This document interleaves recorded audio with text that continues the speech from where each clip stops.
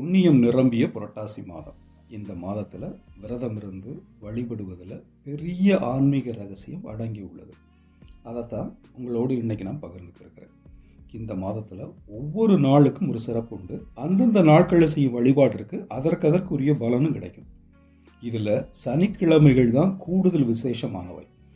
சனிக்கிழமைகள், அதுவும் புரட்டாசி சனிக்கிழமைகள் சனி பகவானின் ஆதிக்கம் நிறைந்த நாளாகும். நம்பெருமாள் நாராயணனுக்கு உகந்த நாளும் இதுதான். இந்து மதம் 3 விதமான வழிபாடுகளை சொல்லுது. 1 தெய்வ வழிபாடு, 2வது இஷ்ட தேவதை வழிபாடு, 3வது பித்ரு அதாவது மறைந்த முன்னோர் வழிபாடு. புரட்டாசி சனிக்கிழமைகளில் விரதம் இருந்து வழிபடுவோருக்கு தெய்வத்தின் அருளும் இஷ்ட தேவதைகளின் கருணையும் முன்னோரின் ஆசியும் கிடைக்குமா. இது மட்டும் இல்லை, ஒரு வைகுண்ட ஏகாதசி அன்று விரதமிருந்து வழிபட்டால் என்ன பலன் கிட்டுமோ அந்த பலன் புரட்டாசி சனிக்கிழமை விரதத்தின் மூலமும் கிடைக்குமா. சரி, இத்தனை சிறப்பு வாய்ந்த இந்த விரதத்தை அனுசரிப்பது எப்படி பார்ப்போமா.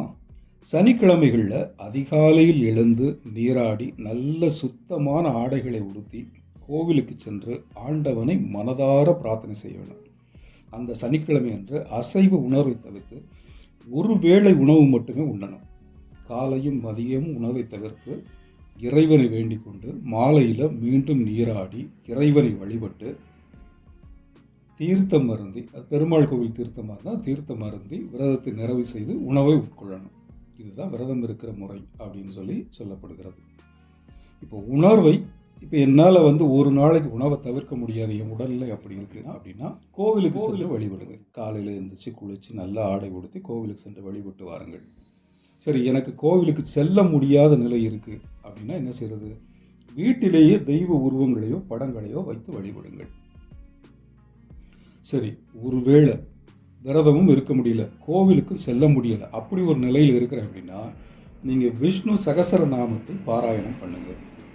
1000 திருநாமங்கள், விஷ்ணுவோட 1000 திருநாமங்கள், அதை சொன்னீங்கன்னா பல புண்ணியங்கள் கிடைக்கும். சரி, சகசிரநாமம் சொல்றதுக்கு நேரம் இல்லை அப்படின்னு நீங்க வருந்தினால் நமோ நாராயணா அப்படிங்கிற அந்த திருமந்திரத்தை சொல்லுங்க. அது எவ்வளவு தடவை சொல்ல முடியுமோ அதை சொல்லுங்க. எல்லாம் ரைட்டு, என்னால் உடலால் விரதம் இருக்க முடியாத ஒரு சூழ்நிலையில் நான் இருக்கிறேன் அப்படின்னு உங்களுக்கு தோணுதுன்னு வச்சுக்கோங்க. அந்த ஒரு நிலையில் இருக்கிறீங்க அப்படின்னா புரட்டாசி சனிக்கிழமை அன்னைக்கு மனதால விரதம் இருங்க. 2 விதமாக விரதங்களை அனுசரிக்கலாம். ஒன்று உடலும் மனமும் இணைந்து, இன்னொன்று மனதால் மட்டும் இருக்கலாம். என் உடலில் இன்னைக்கு தீட்டு இருக்கிறது, என்னால் இன்னைக்கு உடலால் விரதம் இருக்க முடியாது, மனதால் விரதம் இருங்க. அந்த ஒரு நாள் முழுவதும் மனதால தெய்வத்தை நினைங்க, நல்ல எண்ணங்களை மட்டுமே எண்ணுங்கள்.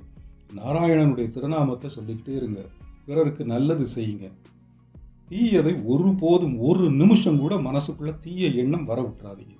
இப்படி மனசால நீங்க விரதம் இருந்தாலும் அந்த சனிக்கிழமை விரதத்திற்கான எல்லா பலனும் உங்களுக்கு கிடைக்கும்.